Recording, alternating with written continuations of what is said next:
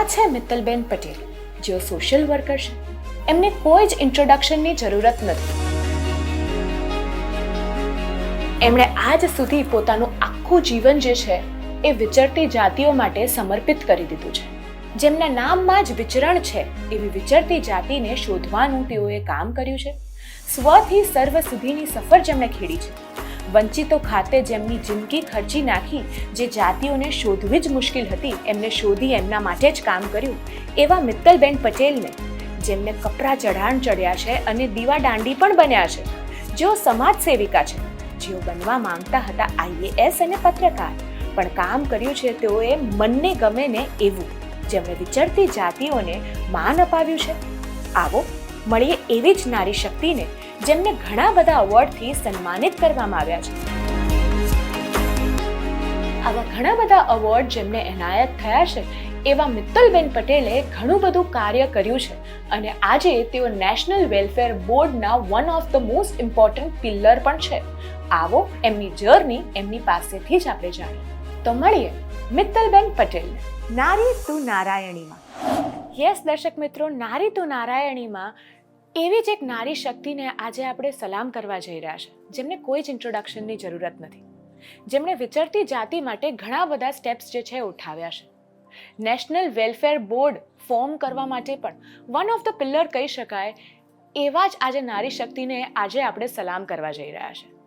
એમને શત શત વંદન છે from the whole team of Nari Tu નારાયણી.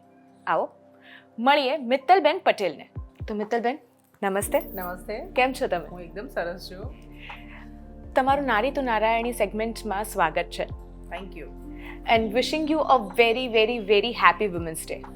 તમને પણ અને આ જે પણ મહિલાઓ અને આમ તો સમગ્ર જગતમાં જે નિહાળી રહ્યા છે સૌને વિમેન્સ ડેની બહુ જ બધી શુભેચ્છાઓ. યસ, આખો દિવસ જ્યારે મહિલા જે છે એ દરરોજ કામ કરતી હોય છે, તો આપણા અકોર્ડિંગ દરરોજ વુમન્સ ડે ના હોવું જોઈએ, કારણ કે જે મહિલા હોય છે એને પોતાને ખબર જ નથી હોતી કે કેટલું ડિફિકલ્ટ, અગર આપણે હાઉસવાઈફની વાત કરીએ તો એને ખબર જ નથી હોતી કે નેક્સ્ટ પળ એનું કયું કામ હોય છે. There is no schedule exactly. અને એવી જ રીતે વર્કિંગ વુમન માટે પણ, કારણ કે ઘરની રિસ્પોન્સિબિલિટીઝ પ્લસ તમે અગર વર્કિંગ હો તો એ વર્કની રિસ્પોન્સિબિલિટીઝ, એન્ડ સ્ટીલ આપણા પણ ઘણું બધું પ્રેશર હોય જ છે. બરાબર છે. એકચ્યુઅલી તમારો એટલે બહુ જ વ્યાજબી છે. હું હંમેશા વિમેન્સ ડે પર જ્યારે પણ લોકો સાથે વાત કરવા જવાનું થાય, વર્કશોપમાં જઉં ત્યારે પણ કહું કે આ કોઈ એક દિવસ કેમ એમ. હા, હંમેશા બધા જ દિવસ બહેનોના છે એવું, પણ હા પ્રતિકાત્મક રીતે કોઈ એક દિવસના સેલિબ્રેશન, જેમ મધર્સ ડે થતો હોય છે, ફાધર્સ ડે પણ સેલિબ્રેટ થતા હોય છે, એ રીતે તો આ પ્રતિકાત્મક છે. અને કદાચ એ દિવસે અને આ દિવસ પૂરતું નહીં, હું તો કહું છું એ હવે તો 1-2 મહિના, ફેબ્રુઆરીથી આખી સિઝન શરૂ થઈ જાય તો ફેબ્રુઆરી અને માર્ચ મહિલાઓને વધારે પ્રાધાન્ય, એટલે શોધવામાં આવે કે કયા કયા ક્ષેત્રોમાં બહેનોએ ઉત્તમ કર્યું છે. અને એવોર્ડ્સ માટેની વાત હોય કે એના સ્પેશિયલ એપિસોડ થવાની વાત હોય કે ન્યૂઝ કવર માટેની વાત થતી હોય તો આ બધામાં, તો એ બાને ક્યાંક આ નારી શક્તિને શોધી અને સમાજ સામે મૂકવાનું જે થાય છે એ પણ એક સુંદર ઉપક્રમ છે આ નિમિત્તનો. એટલે પ્રતિકાત્મક છે. બાકી બધા દિવસો બહેનોના છે. એના વગર એક દિવસ ખાલી કલ્પના કરો, મારા ખ્યાલથી આપણું બધું ઘર પણ થંભી જાય અને મને એમ થાય કે જગતમાં પણ એક પોઝ તો ડેફિનેટલી આવી જાય જો એ વિરામ લઈ લે છે તો. એમ ડેફિનેટલી, જેમ સવારે દૂધ લેવાથી લઈને રાત્રે બારણું બંધ કરવા સુધી હંમેશા આપણને જરૂરત પડતી હોય છે એક ફિમેલની. સો મિત્તલબેન, તમે બહુ જ સુંદર વાત તો કીધી જ છે, પણ એની સાથે સાથે અમને બધાને મનમાં એક ક્વેશ્ચન એ છે કે યુઝ્યુઅલી જ્યારે બાળક નાનું હોય ને ત્યારે હંમેશા એને એન્જિનિયર, ડૉક્ટર એવું કંઈક બનવું હોય છે, અને તમે કંઈક અલગ જ કહી શકાય ને કે આઉટ ઓફ ધ લીગ જે પ્રોફેશન ચૂઝ કર્યો છે, તો એની પાછળની જર્ની કેવી છે અને શું કામ આ જ પ્રોફેશન? એકચ્યુઅલી આપણા ત્યાં હું એવું કહીશ કે બહુ ક્લેરિટી બચ્ચું નાનું હોય ને, હવે તો આ જનરેશનમાં ઘણી ક્લેરિટી છે, પણ હું જ્યારે ભણતી હતી અને ગામડામાંથી આવી છું, પેરેન્ટ્સ એટલું બધું કંઈ ભણ્યા નથી, 5-7 ચોપડી, તો એ વખતે મારે પણ એ જ વિમઝી એન્જિનિયર થવું હતું, પછી બધા બહુ જ બધા સેગમેન્ટ, સ્પોર્ટ્સમાં હું બહુ સરસ હતી એટલે એ થવું હતું, પછી એન્જિનિયર આ બધું.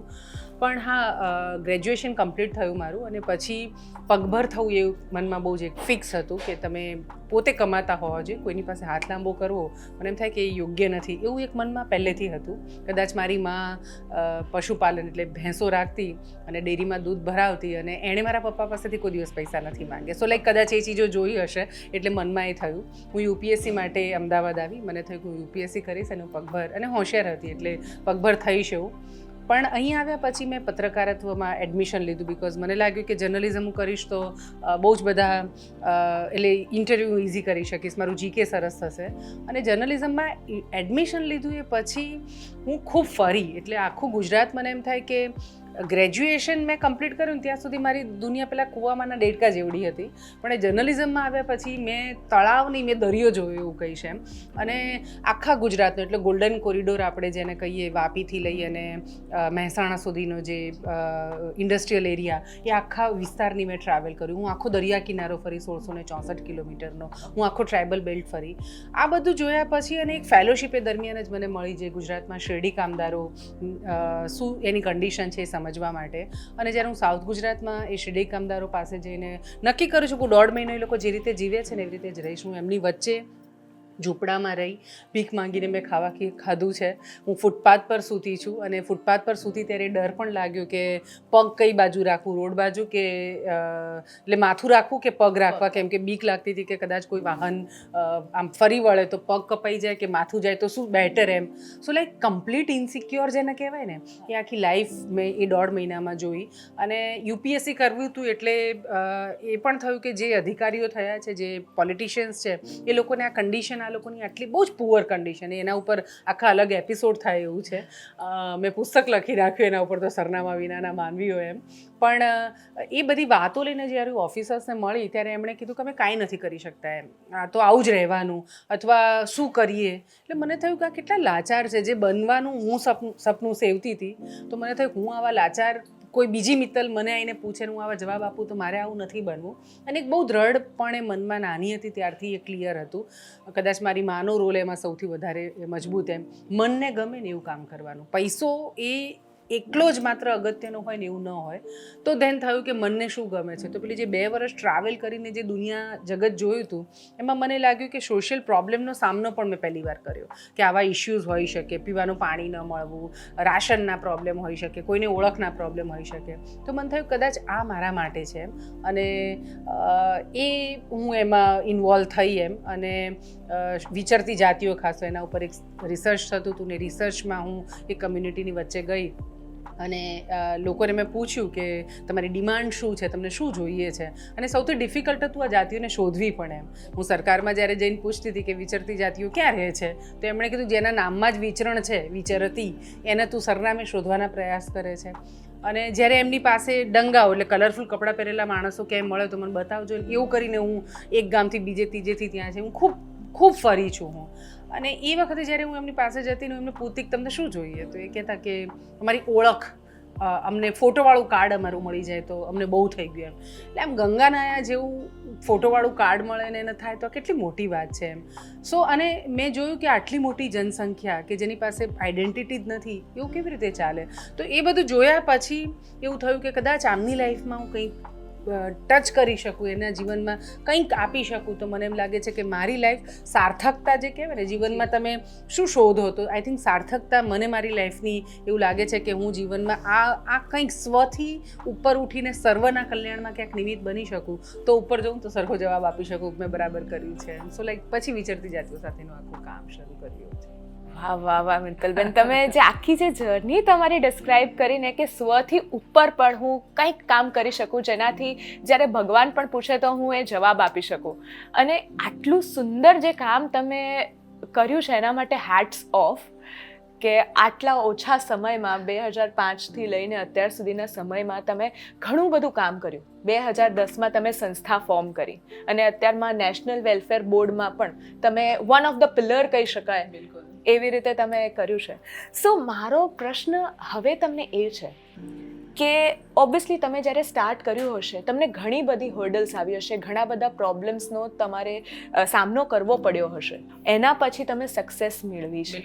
હું એવું બહુ દ્રઢપણે માનું છું કે સમાજ કાર્ય જે છે ને એ ઈશ્વર કે કુદરત એ પસંદ કરેલા વ્યક્તિઓને આપે છે. એ એરાગેરા બધાના કામ નથી એમ, એટલે બધાના ખાવાના ખેલ નથી એવું કહીશ એમ.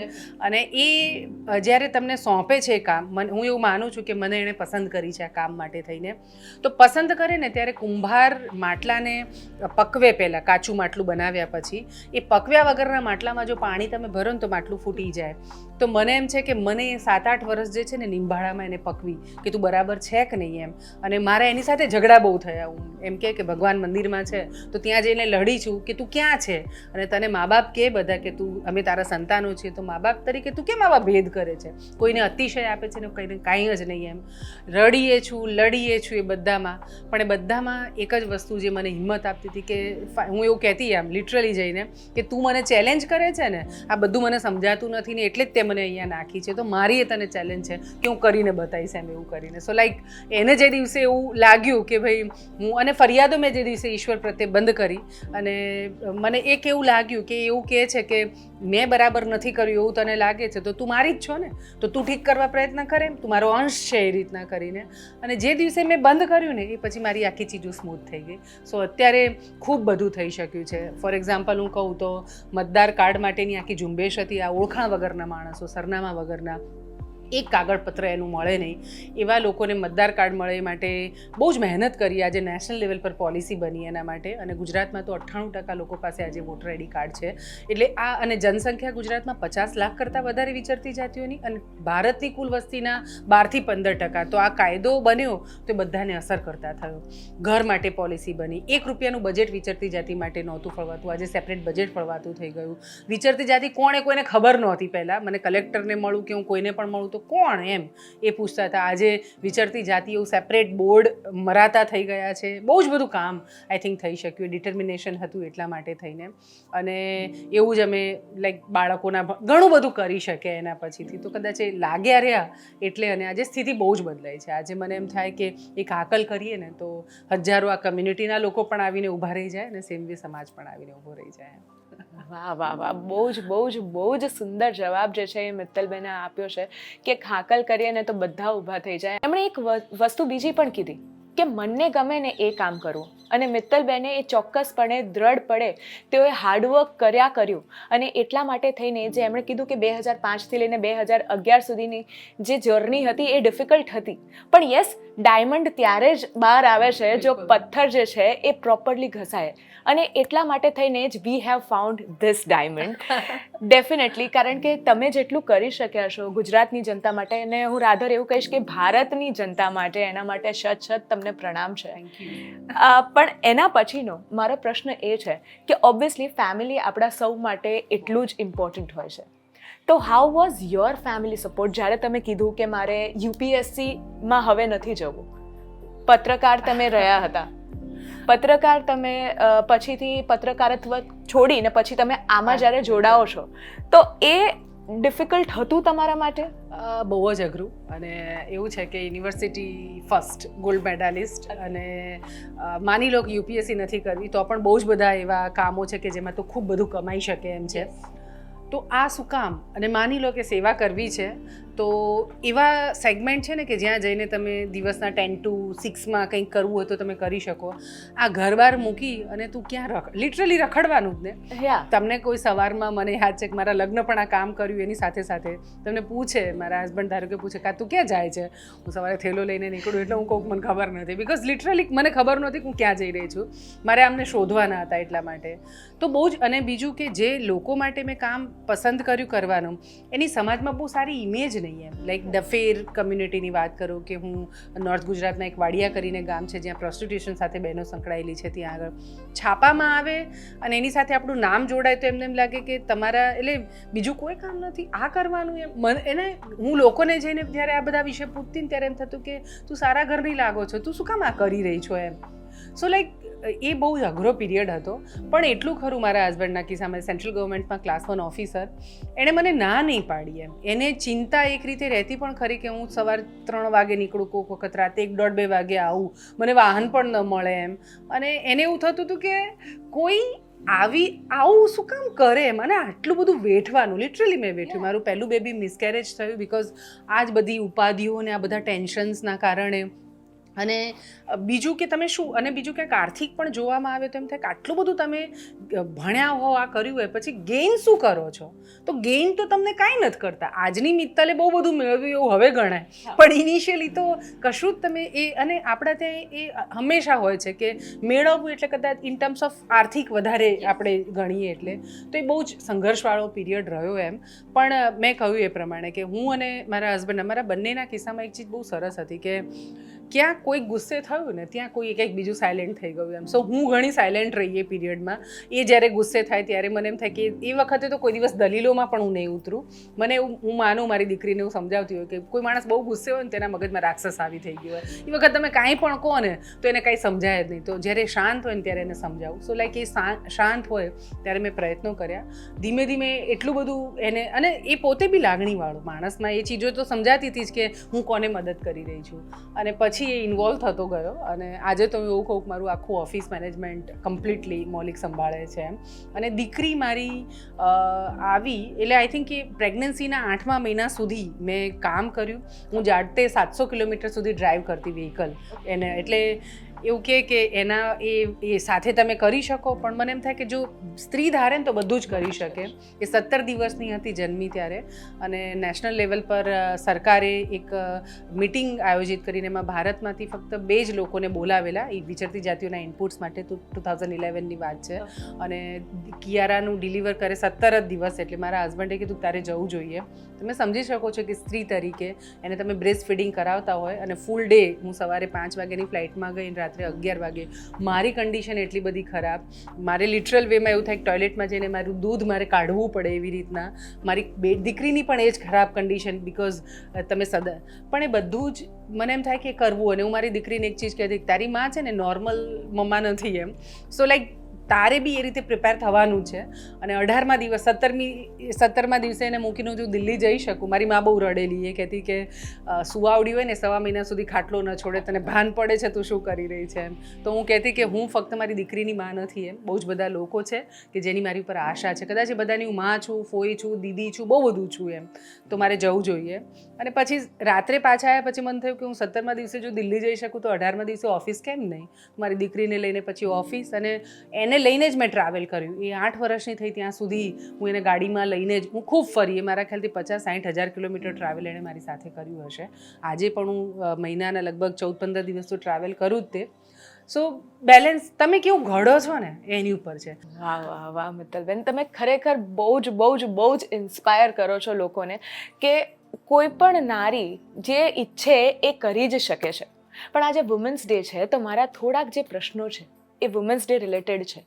હવે એ ક્વેશ્ચન એ છે કે તમારા મત અનુસાર વુમન એમ્પાવરમેન્ટ એટલે શું? એકચ્યુઅલી આ બહુ જ સ્ત્રી શક્તિ જ છે ને. આપણા ત્યાં તો પહેલેથી જ એવું કહે છે કે એ શક્તિ છે, અને એટલે જ કદાચ આપણે દુર્ગાને 9 હાથ પાછળ બતાવ્યા છે. એટલે શ્રી સશક્તિકરણની વાત કદાચ એ માટે થઈ હશે કે અમુક પ્રકારના, એટલે હું થોડા હિસ્ટ્રીમાં અગર આપણે જઈએ તો કદાચ સ્ત્રી જ્યારે જન્મ્યા, એટલે આ ધરતી પર બંને ઉત્પન્ન થયા હશે ત્યારે કદાચ આટલા બધા બાયસીસ નહીં હતા, પણ સ્ત્રીને માતૃત્વ ધારણ કરવાની એક શક્તિ ઈશ્વરે જુદા પ્રકારે આપી છે. અને એ દરમિયાન સ્ત્રી થોડીક નાજુક પણ થઈ જાય છે. અને એ નાજુક થવું એની સાથે કેટલીક ચીજો આપણે જોડી દીધી ધીમે ધીમે કરીને, અને પછી આટલું થાય આટલું ન થાય. બીજું ક્યાંક એવું થાય કે તું નબળી છો એટલે તારી ઉપર કોઈ પણ વ્યક્તિ કંઈ પણ, એટલે તારે આટલા સમય બહાર જવાય ન જવાય, સેફટી, સુરક્ષા, આ બધું મને એમ થાય કે એને માની લીધેલું એમ. બાકી એ શક્તિ સ્વરૂપા જ છે. મને યાદ નથી કે મારી માએ મને કોઈ દિવસ એવું કીધું હોય હું બહાર નીકળું ત્યારે તું ફોન કરજે એમ.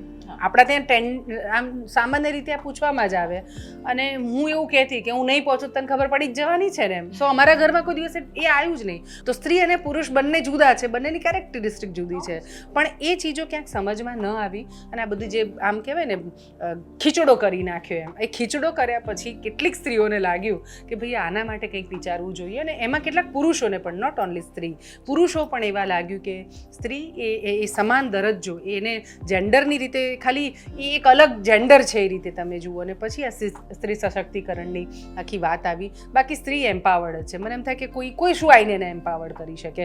મારું ઘર કેમ ચલાવું, મારા ઘરવાળાને તમે આપી જુઓ એમ. દુનિયાભરની 100% સ્ત્રીઓમાંથી હું એવું બહુ ડેફિનેટલી કહીશ કે 10 દિવસ કે 15 દિવસ સ્ત્રીઓ ખાલી ડિસિઝન લઈને કે અમારા ઘરમાં કાંઈ જ નથી કરવું તો બધી વ્યવસ્થાઓ ખોરવાઈ જાય એને સશક્તિકરણ કોણ કરવાનું? એ સશક્ત જ છે એમ. એટલે યસ મિત્તલબેન, તમે બહુ જ સુંદર વાત કરી છે, પણ મારો જે નેક્સ્ટ ક્વેશ્ચન છે એ ક્વેશ્ચન એ છે કે ઘણી વખત ઘણા બધા આપણને એવું હોય છે, ઘણા બધા એવા અનુભવ થતા હોય છે કે વુમેનને ઇનઇક્વાલિટી તરીકે ટ્રીટ કરવામાં આવે છે, સમાનતા નથી મળતી, એ અધિકારો નથી મળતા. તો તમને એવું કયું લાગે છે કે એ અધિકાર જે છે એ વુમેનને મળવો જ જોઈએ? મારા ખ્યાલથી દરેક અધિકાર આપણે સ્વતંત્ર ભારતમાં લોકશાહી વ્યવસ્થા છે, સ્ત્રી અને પુરુષ બંનેને ઇક્વલ અધિકાર મળ્યા છે. કોઈ અધિકારમાં આપણને પાબંદી નથી મળી. વિશ્વના એવા કેટલાય દેશો છે કે જ્યાં મહિલાઓએ મતદાનનો અધિકાર મેળવવા માટે આંદોલનો કરવા પડેલા. આપણા ત્યાં એવું કંઈ જ નથી થયું. મળ્યું બધું જ છે, પણ ક્યાંક આપણે પોતે બેડીઓ બાંધી દીધી હોય એવું મને લાગે છે. ક્યાંક પુરુષ એ બાંધી છે એવું આપણે માનીએ છીએ, પણ મને એમ છે કે જેમ મેં ડાયલોગ કર્યો મારા ઘરવાળા સાથે, એમ જ્યાં આપણને લાગે છે કે મારે રાત્રે બહાર જવું છે કે મારે આ પ્રકારનું કામ કરવું છે અને મને ના પાડવામાં આવે છે, તો હું કન્વિન્સ કરું મારા ફેમિલીને.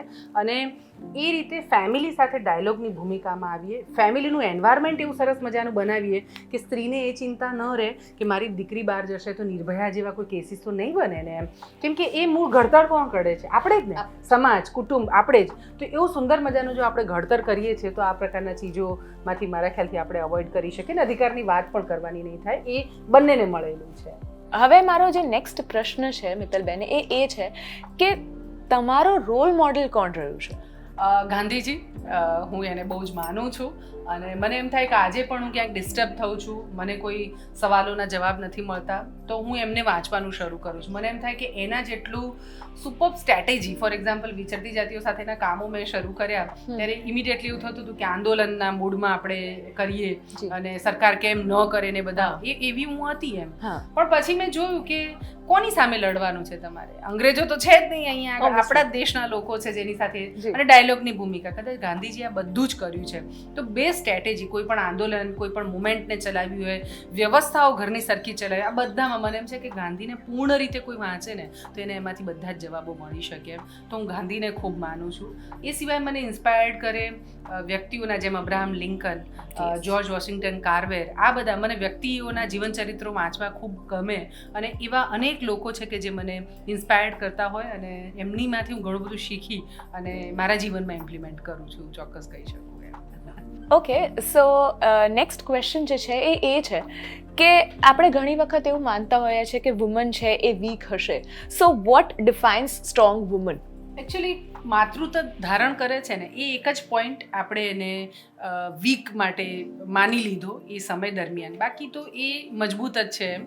અને હું નથી માનતી કે કોઈ એનામાં વીક, એ પોતે ડિસાઇડ. જેમ મને કોઈ એંગલથી એવું નહીં લાગતું કે મને કોઈ કે અહીંયા ભૂત રહે છે, અહીંયા આતંકવાદીઓનો ડેરો છે, ડફેરોના ત્યાં જવા માટે લોકો એવું કહેતા કે ત્યાં તો ન જવાય, લોકો ભયંકર ખૂંખાર છે. મને કોઈ દિવસ નથી નડ્યું અને મને કોઈ દિવસ એવું નહીં થયું કે મારી સુરક્ષાનું શું. હું ફૂટપાથ પર જ્યારે સૂતી, અને આજે પણ આપણા ત્યાં કેટલી બધી આદિવાસી બહેનો જે આદિવાસી વિસ્તારમાંથી કામ કરવા અહીંયા આગળ આવે છે ને ચાર રસ્તા પર સૂતી જ છે એમ. એટલે એને કોણ કે એમ્પાવર્ડ નથી એમ? એ જે ઈંટોના થોક માથે ઉપાડી અને 5-5, 6-6 માળ ચડે છે એ એમ્પાવર્ડ નથી એમ? એ છે જ. એવી કોઈ ચીજ નથી કે જે સ્ત્રી ઈચ્છે ને ન કરી શકે. મુદ્દો એ છે કે મારે નક્કી કરવાનું છે કે મારે શું કરવું છે. એમાં આપણે અટકી જઈએ છીએ ને એટલે વજન આવ્યું એટલે આપણે ઘરવાળા શોધવા જઈએ, અથવા કોઈ પુરુષને, કોઈ ભાઈને કે તું અરે કેમ ના ઉપાડી શકાય એમ. એટલે સો લાઈક આ આઈ થિંક આપણે પોતે વધારે નક્કી કરવાની જરૂર છે. આપણે મજબૂત છીએ અને બધાને પેલું કહેવાય ને બીટ કરી શકીએ એમ છીએ. યસ, આપણે મજબૂત છીએ જ અને બીટ કરી જ શકીએ છીએ. હવે મારો પ્રશ્ન એ છે કે આપણે અત્યારની જે યંગ જનરેશન છે, યંગ લેડીઝ, યંગ વુમનને તમારે જો કોઈ મેસેજ આપવાનો હોય તો તમે શું મેસેજ આપશો? હું એવું કહીશ કે કોઈ પણ સ્ત્રી એ પોતાની મર્યાદાઓ, આપણા વાડા આપણે પોતે બાંધ્યા હોય છે. આ વાડામાંથી આપણે બધા મુક્ત થઈએ, જે મજા પડે છે ને એ કરીએ. અને કોઈ પણ ક્ષેત્રમાં પેલું કહેવાય ને પાંખો આપણી જ છે, બસ ઉડવા માટેનું આપણે નક્કી કરવું છે. અને ઓફકોર્સ સામાજિક ક્ષેત્ર સાથે સંકળાયેલી છું. મને એમ થાય કે જ્યાં પણ ઉડીએ, જે પણ કામ કરીએ, એ બધાની વચ્ચે સ્ત્રીને માતૃ હૃદય, આપણે સંવેદનશીલ છીએ અને સંવેદના ભરીને આપણામાં છે. તો એ સંવેદનાનો છાંટો આજુબાજુમાં પણ જરાક નજર ફેલાવીએ ને આપણી આસપાસમાં એવા તક વંચિત દેખાય, એવા જીવો દેખાય, એ બધા તરફ પણ આપણે જોઈને એમાં પણ આપણે આપણી સંવેદના સાથે એના એમ્પાવરમેન્ટ માટે આપણે કામ કરીએ તો મારા ખ્યાલથી આપણે દુનિયાને વધારે સુંદર, એકદમ મજાની, તમને મને ગમે એવી બનાવી શકીશું. યસ મિત્તલબેન, તમે બહુ જ સરસ વાત કરી અને બહુ જ સરસ ઇન્સ્પાયરિંગ વાતો કરી. મને તો ખૂબ જ જાણવા મળ્યું છે અને આઈ ગેસ અમારા દર્શક મિત્રોને પણ એટલું જ જાણવા મળ્યું હશે. જે છડી છે, જલ્દીથી તમને ઈશ્વર જે છડી આપી જ દેશે અને ડેફિનેટલી જેમ સોનપરી પાસે હતું કે શાકાલાકા બૂમ બૂમમાં જેવી પેન્સિલ હતી એવી તમને મળશે જ અને તમે જે ઈચ્છો છો એ બધું જ તમને પ્રાપ્ત થશે જ. એટલું અમે લોકો બધા જ ઈચ્છીએ છીએ. અને yes, thank you so much કે તમે આટલો સમય અમારા માટે થઈને ફાળવ્યો, એના માટે thank you so much. And હજી પણ એવું થાય છે કે બસ તમને સાંભળ્યા જ કરીએ અને અમારા દર્શક મિત્રોને પણ એવું જ થતું હશે, પણ સમયની મર્યાદા છે અને એના માટે થઈને આપણે અહીંયા જ આ જે ઇન્ટરવ્યૂ સેશન છે એને પતાવવો પડશે. પણ તમે બહુ જ સરસ વાતો કરી છે અને આટલો તમે કિંમતી સમય આપ્યો એના માટે thank you so much. Thank you for coming and giving your time to નારી ટુ નારાયણી. મિત્તલબેને તો બતાવી દીધું છે કે નારી ધારે તો શું નથી કરી શકતી, નારી સબ પે હે ભારી.